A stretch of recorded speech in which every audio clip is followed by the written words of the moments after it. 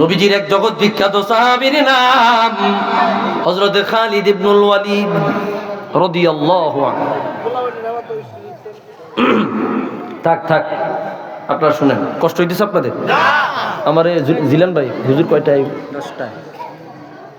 তো অল্প সময় একটু খেয়াল করেন, মেহমানকে ইজ্জত সদ্য বিদায় করছেন না, বুঝছেন না? সবাই জানবো যে নেসারি ভাইয়ের মসজিদে গেছে, কথাটা বুঝেন না?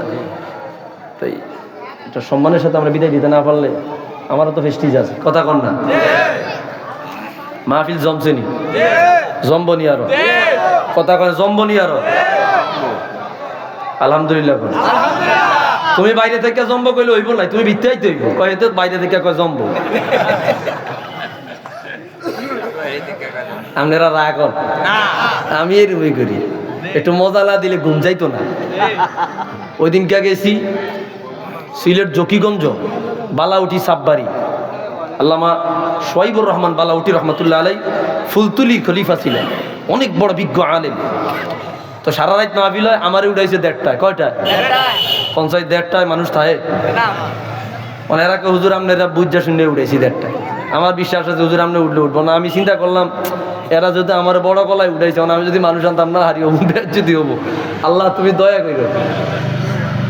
যাক স্টেজ উঠে খালি লইয়া বইছি, কত সর্বোচ্চ 15-20 জন লইয়া বইছি, বিশাল মাঠ। আল্লাহর নামলে আল্লাহর হাবিবের ইশক মহব্বতের নাতে টান দিলাম। 1 ঘন্টা এন তো মানুষ পায়, কেউ 20 মিনিট, কেউ 25 মিনিট আলোচনা করতে পারে, অনেক আলোচক। তো আমি 1 ঘন্টা 35 মিনিট আলোচনা করছি, মাঠ ভরায় তুইয়া 3:30, মানে 1:30টায় 2:30, মানে 1.5 ঘন্টা আলোচনা কর, 3:30টার কাছাকাছি, 3টার কাছাকাছি। এই সময় আমি মাইক ছাড়ছি, পুরা মাঠ ভরাই দিছি। আলহামদুলিল্লাহ। জকিগঞ্জ সিলেট থেকে শেষমাথা বর্ডার প্রায় 86 কিলোমিটার দূরে। কয় কিলোমিটার দূরে? 86 কিলোমিটার দূরে সিলেট শহর থেকে। তো যাই হোক, আলহামদুলিল্লাহ, আপনারা খুব সুন্দর লাগলো, আমার দেখতে ভালো লাগলো, যাতে করে পরবর্তী আলোচক আইসা দেখা সুনাম করে। এলাকার মানুষ ভালো, রাস্তাঘাটে ঘোরাঘুরি করে না। বাকি যারা ঘোরাঘুরি করতেছেন তারাও চলে আসে, আমাদের যেন বদনাম না হয়, আমরা সর্বোচ্চটা দেওয়ার চেষ্টা করবো। কথা বলেন না?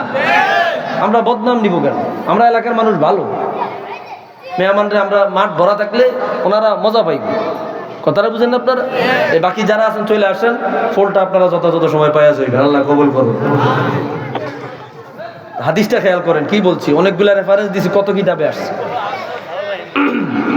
আন্না খালিদ ইবনুল ওয়ালিদ ফাকাদা কলান সুয়াতান লাহু ফি ইয়াউমিল ইয়ারমুক।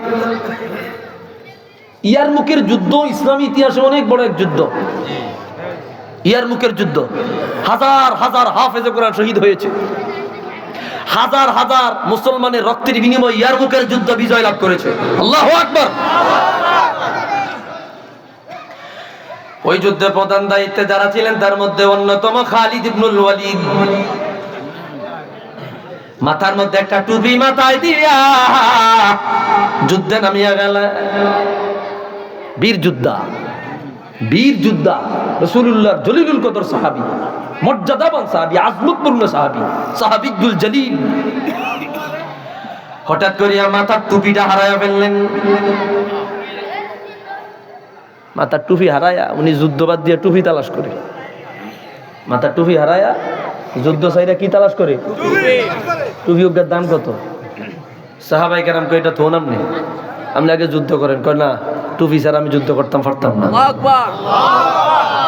বলে কিল্লাই টুপি আরেকটা দেয়, কয় এটি হইতো না, যেটা হারাইছে ওইটাই লাগবো। সরে আল্লাহু আকবার বলবেন না? রহস্য আছে না নাই? রহস্য শুনবেন নি? ফাতালাবু ফালাম ইয়াজিদু, তালাশ করতে লাগলো, টুপি তারা পাইল না। সবাই মিল্লা তালাশ করিয়া দবর টুপিটা পাইল। খালিদ ইবনুল ওয়ালিদ টুপি মাথায় দিলেন। সাহাবায়ে কেরাম বলল, হুজুর এই টুপির মধ্যে এমন কি আছে? হাজার হাজার টুপি আমরা কিনে দিতে পারবো। এই মুকুট হারিয়ে ফেললেন, তালাশ করতে পাগল হয়ে গেলেন। খালিদ ইবনুল ওয়ালিদ রাদিয়াল্লাহু আনহু বলল, ও নবীর সাহাবীরা, এই টুপি ছাড়া আমি যুদ্ধ করতে পারবো না। আরেকটু কড়া কথা বলে দে, এই টুপি ছাড়া আমি যুদ্ধে বিজয় লাভ করা সম্ভব হবে না। ঘটনা কি? কয় কোন কি? কয় আমার মোবাইলে হাদিস আছে, দেখাই দেবো ইনশাল্লাহ, যাইতে কারো লাগলে দেখাই দেবো। এগুলো সব আমি স্ক্রিন শানের রিসালাতের যত কিতাব আছে প্রায় 250-এর উপরে কিতাব আমার কাছে সংরক্ষিত আছে, আলহামদুলিল্লাহ। আজকে আর 2 জন না, এগুলো সব